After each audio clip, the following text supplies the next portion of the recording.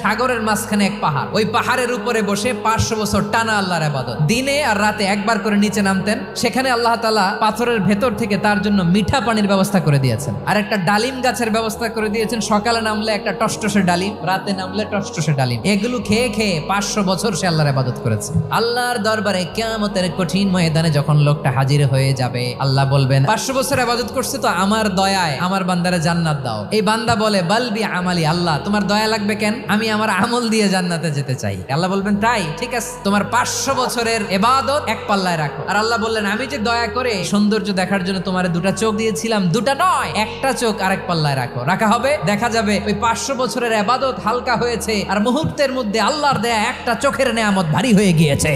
ফলাফল দেখো, হিসাব বলে তুমি এখন জাহান্নামে যাবা, যাও এবার জাহান্নামে যাও। এবার লোকটা কাচুমাচু করে বলে আল্লাহ এবার আমি বুঝতে পেরেছি তোমার দয়া ছাড়া দুনিয়ায় কেউ জান্নাতে যেতে পারবে না।